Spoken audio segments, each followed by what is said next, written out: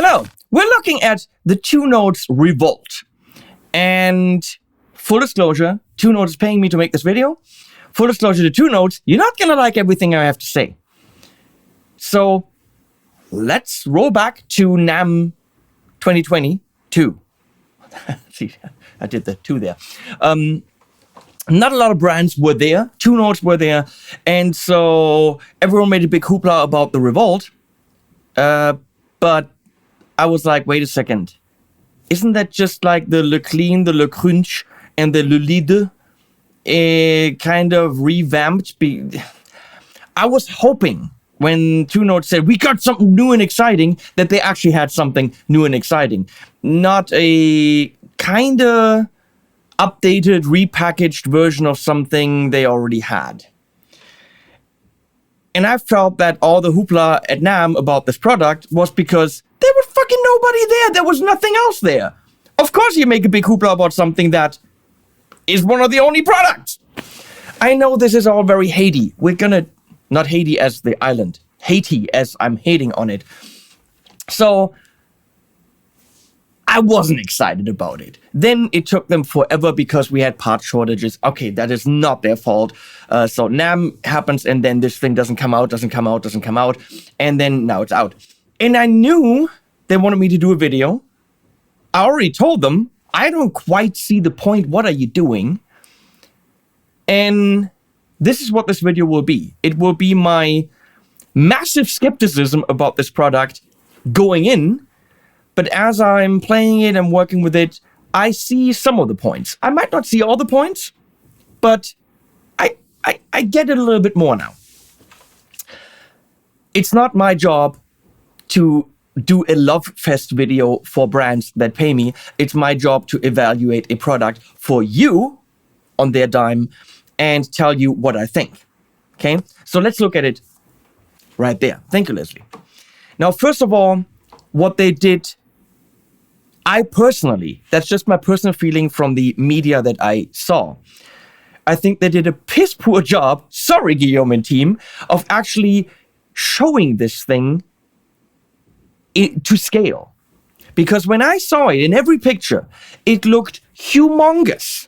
Because we know how big these kinds of knobs are.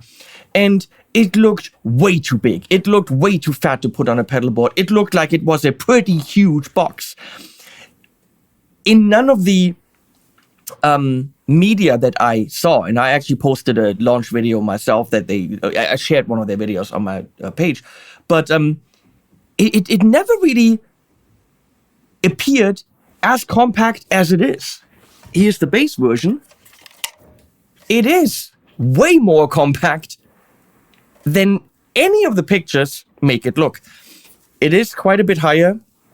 Having it on your back row of your pedal board might be prohibitive. Maybe you can't close the lid anymore.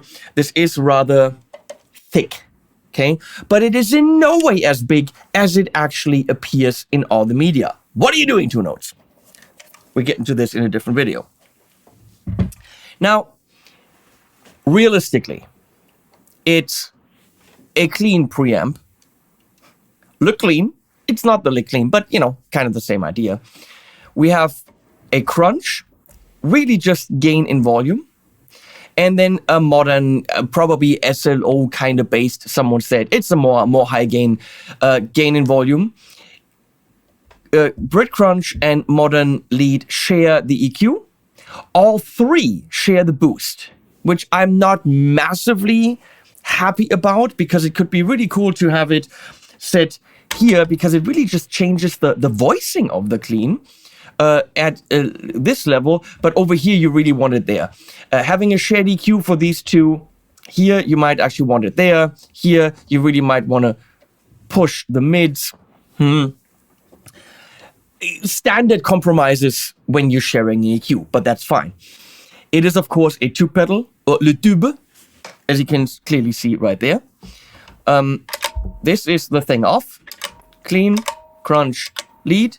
And you can click each one of them twice to engage the boost. You can also, with a rather complex form of setup, which booting it and holding it, and then the lights flash in different increments something like this, there's a menu. You can determine the state of the boost. So let's say you really like this channel with the boost on, then you don't have to go from here to there and then double click. You actually just click and the boost is on. So there's a little bit of smart tech inside. And if you look to the back, there actually is MIDI, and it actually comes with a mini MIDI cable. So MIDI in and out, very cool. There's a ground lift, which actually I don't need it. It works. And you can see I have it hooked up with the 4-cable method right now. So let's get into this.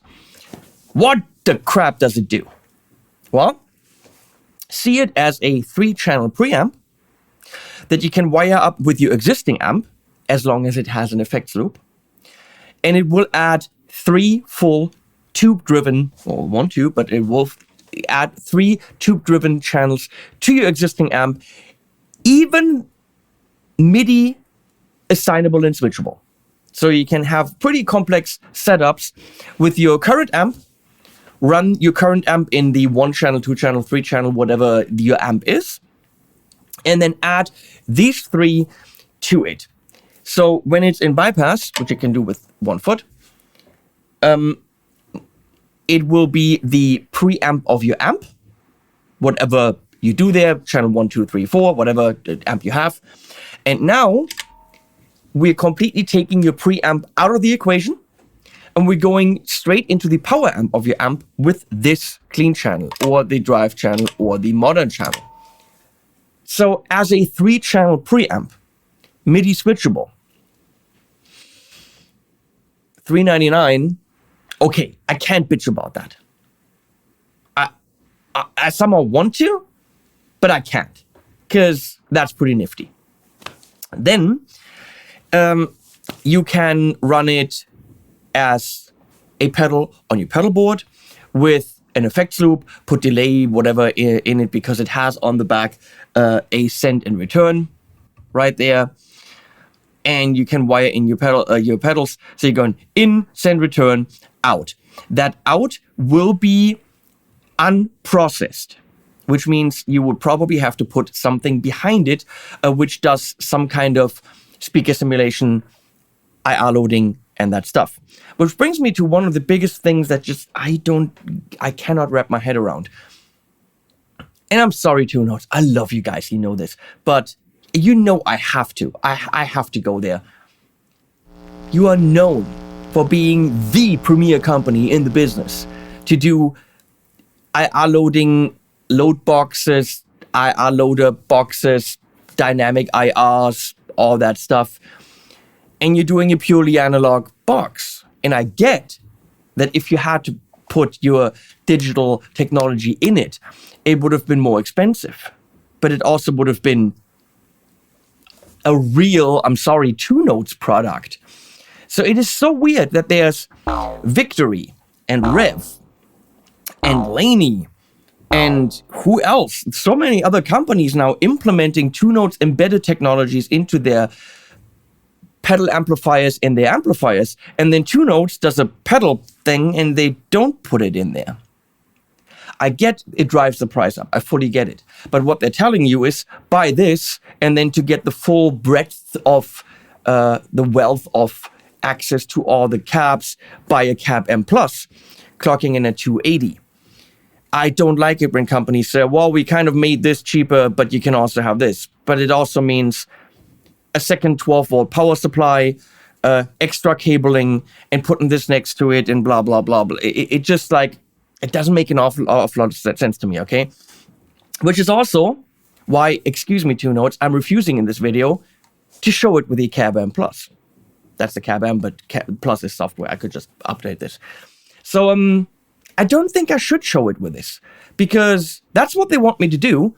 They want you to buy this and then buy this, but I'm going to show it with a TC Impulse loader, because you can combine this, they kind of messed that up, with anything you want.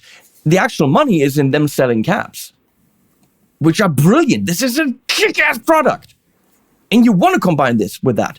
But you could combine it with something cheaper, as I'm doing in this video. So sorry, Two Notes, not doing that, because that really angered me. However, it has an XLR out right here.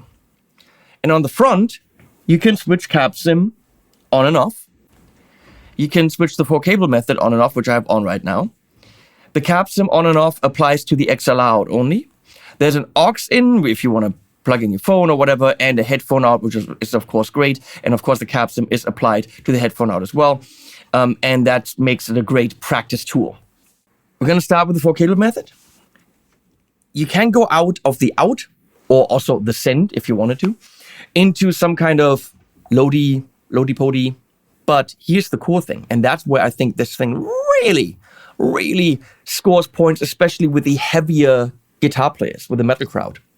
If you're in the 4-cable method, switch it on in the front. The send will have a dry DI signal, pretty much the guitar unprocessed as it would go to the front of your amp. That's kind of cool. We should really try this if this works, because then there's nothing coming back. It should work. The out has the drive, but no IR on it. And then the XLR out has an analog speaker simulation based on a 412/cab. So what you can do is you can record in your DAW on 3 channels. DI for later reamping, which I'm not a fan of, but you can reamp. You have a DI signal that you can send through wall of sound or any kind of IR loader that you choose. However, included in buying this is a lifetime license to wall of sound and 10 or something cabs specifically voiced for this, which is cool. And an analog speaker sim out of this, so you actually can hear what's going on and track a reference track. So you could run DI, unprocessed, or just guitar signal, unprocessed speaker, processed speaker, all at the same time. That's kind of cool for the metal guys that want to reamp later anyway, but want to hear something immediate without any latency and no digital bullshit. That's doable with the Revolt. That's not too shabby. Now we're going to go into loads of different ways of using it and actually doing that. I have wired it into the Red 7 Duality 100 into the effects loop, which is, well, so let me tell you how this goes. This goes into the input. The send is going into the effects. How does it go? No, the send is going into the input of the amp, so I can use that preamp. The effects send from this is going into the return of this, and then the output is going into the effects return there. Yeah, there's a wiring diagram in the manual. Which means when this is off, right now, that's going into the aux as always, right behind me, 412 cream backloaded cab. So this is the Red 7 preamp. And this is really just sitting there, sending the signal there.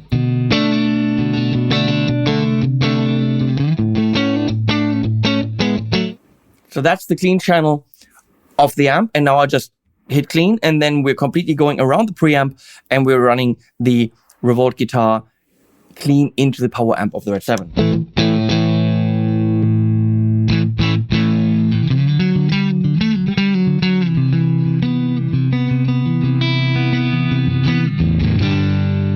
A little bit Fendery, a little bit mid-cuddy, a little bit more low-endy.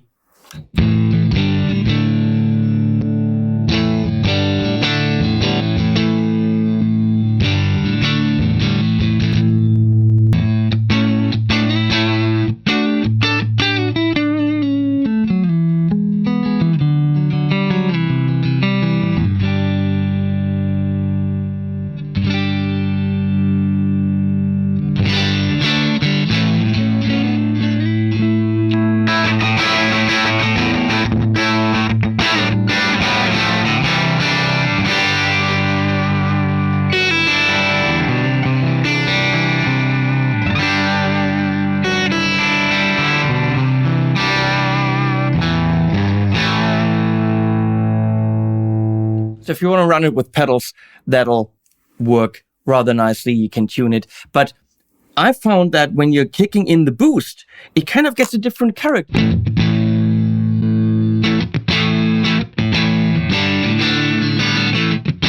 It loses that woolly low end and gets a little bit more mid focused.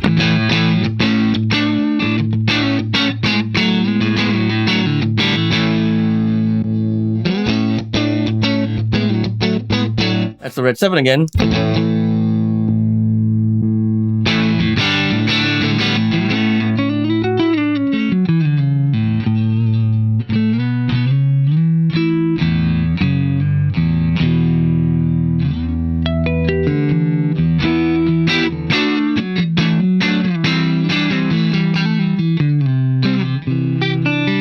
So that, I really like that actually more than the standard one. Moving on here to this thing.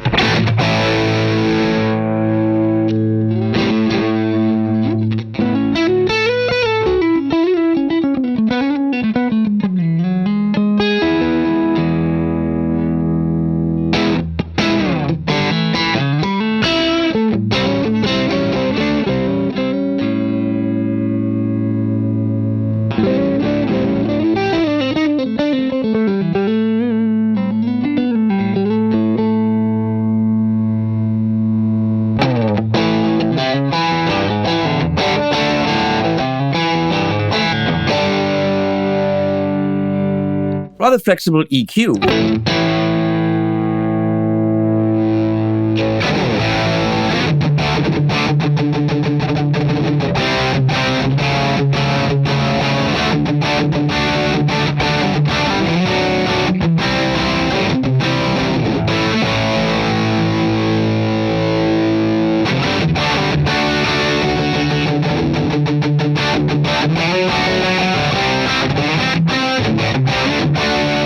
Remember, that is with the power amp of the Red 7, all tube.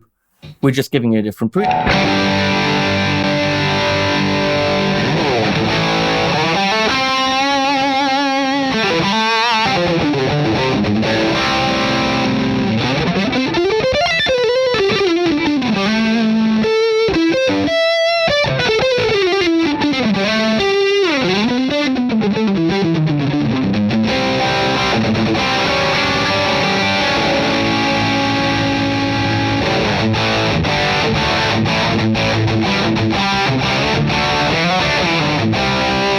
Again, with the EQ, rather on the flexible side, we're going to move on to this.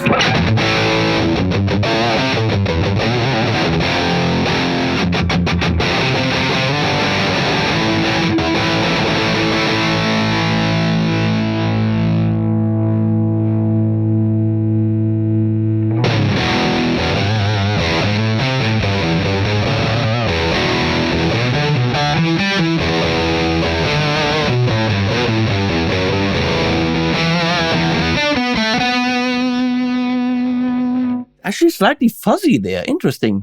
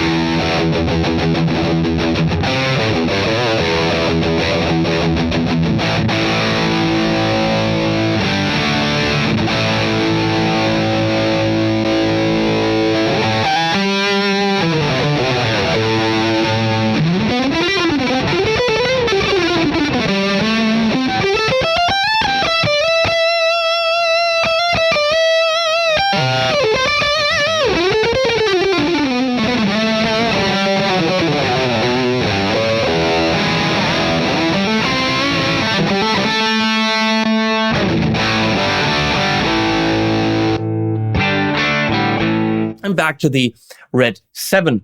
So yes, this, I mean, for $400 you're getting yourself a 3-channel preamp with its own EQ section, boost, all that stuff, which it sounds pretty damn good there. It was really just my frustration about Two Notes not putting any digital stuff in there when what they are really, really known for is digital. But But then you got it on the table and then it sounds like this. And then you're kind of like, okay, well, I mean, pretty good. It's pretty good. Now we're going to check out the built-in analog DI out. One cab, analog-y, no II and all that bullshit. But it is voiced rather nicely and it is rather usable. So here we go with that. So that would be the clean without simulation. The DI signal. And here.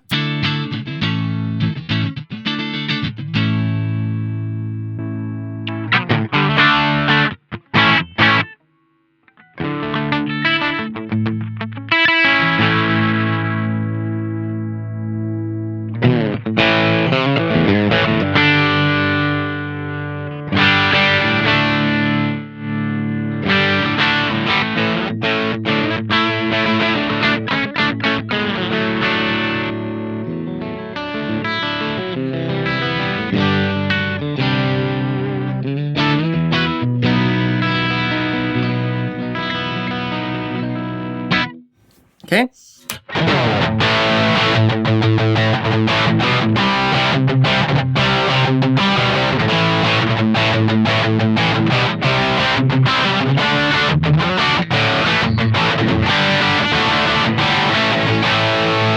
Now I've heard quite a few digital simulations that are much worse than that.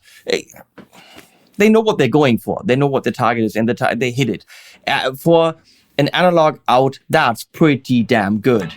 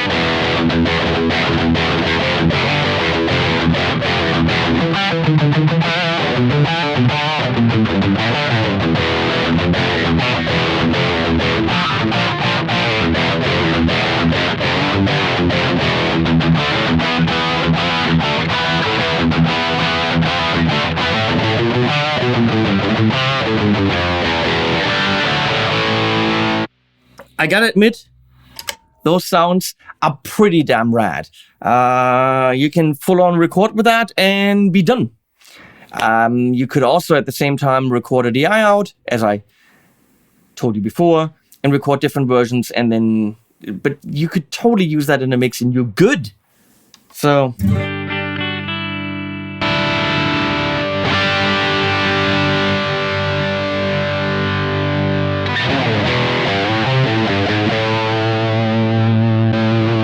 Channel 2, full on, but quite noisy there.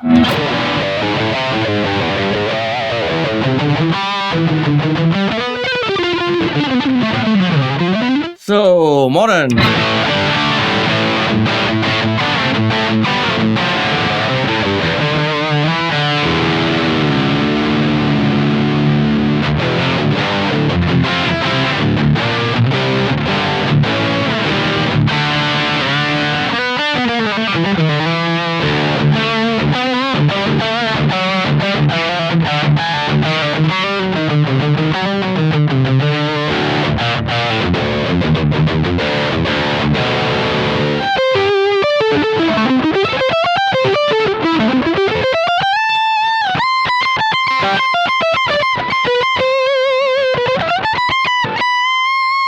Four leads, pretty nifty. That hum doesn't go away with ground drift or not. Might be because it's hooked up to the amp, which, wait a second. Nope, it's got nothing to do with the 4-cable method. It's, at that much gain, it is a bit noisy, at least in my setup. Okay, that's pretty...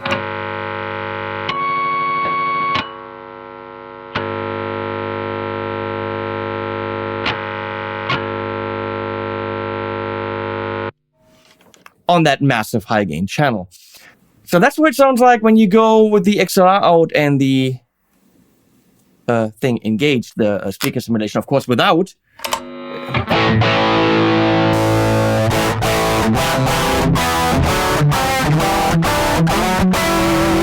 If you wanted to record that, that would of course be fine. And then you can use wall of sound and any kind of dynamic IR later or any other kind of software. Talking about that, I'm going to wire up the impulse thing from PC. So I'm just going out of the out, and as you can see here, it's a very simple impulse loader, which I think all you can really do is load up 25 IRs and then switch between them and make them loud and soft. That's really it. So it has nothing to do in terms of complexity with this. So your IRs that you're loading into the TC have to be good, because you can't really do anything to them, but maybe they are.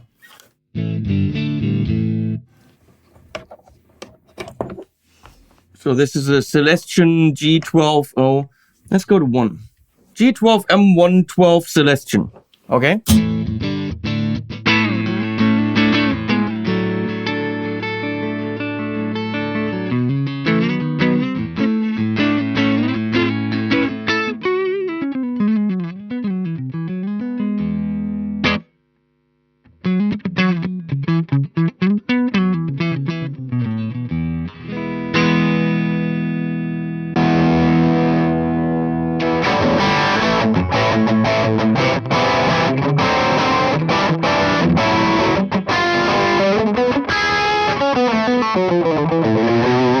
I'm just going to quickly go through a couple of IRs in that thing so you see that you can do more than just the straight analog out. However, the analog out works and sounds good.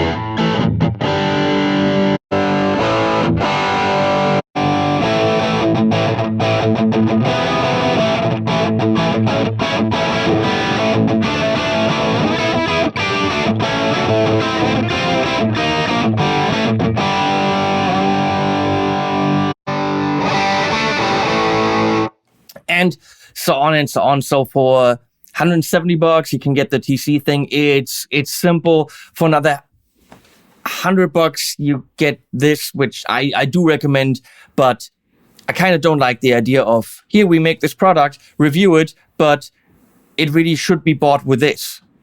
So let's get to my 2 cents. My skepticism was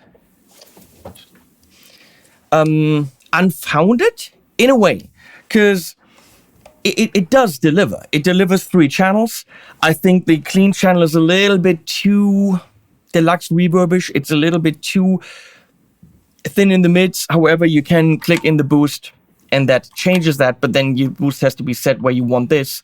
For a studio application, not a problem. On a board, 1 boost is a little bit limiting.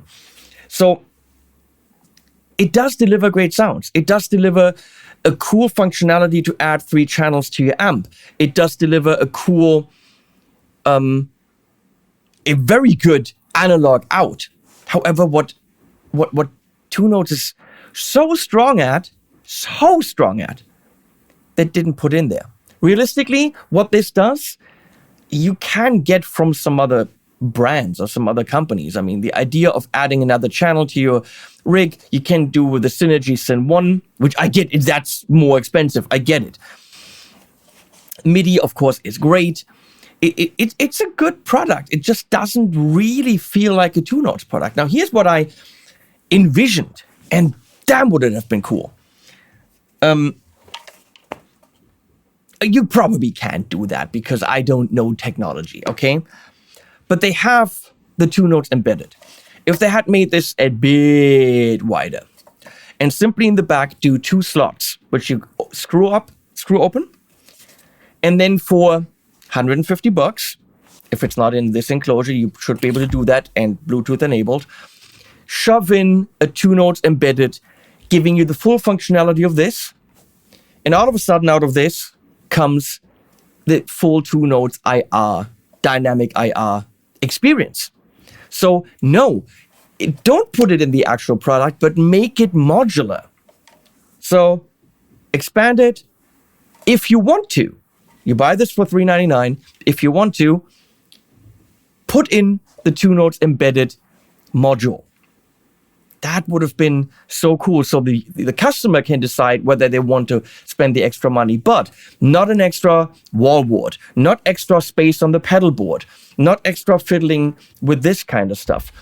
That would have been so cool. But even further, this is a full 3-channel preamp. Why not, in the expansion, have another slot, open it up, shove in a module, which gives you a 30-watt Class D power amp.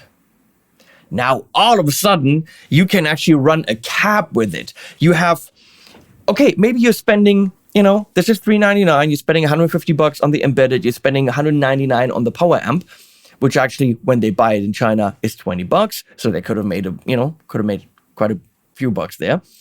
But then we're talking another $350. So for $750, you would have had a full amp with going to your cab capability and a Two Notes embedded on the XLR out option. It would have been optional.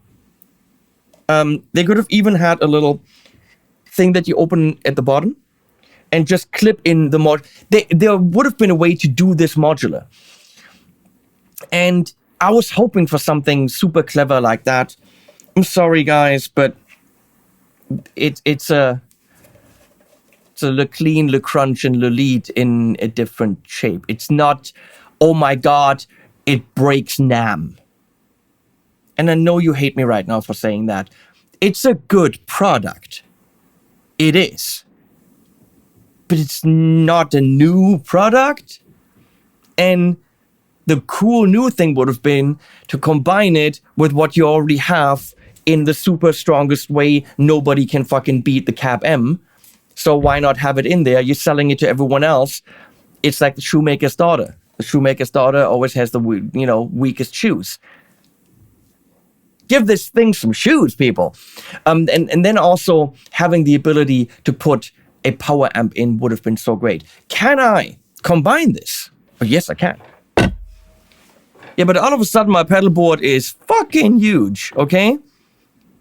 Unnecessarily huge. That's $400. That's $280. I think there was a way, there could have been a way to make this modular and put these 2 elements in it and make it a very, very, very strong 3-channel actual amplifier that could rival the Amp 1 from Blackstar, that could rival the Amp 1 from Blue Guitar. Now let's talk about the Amp 1, for example. The Amp 1 is it is a, let's say, 2-channel pedal board amp, pedal friendly.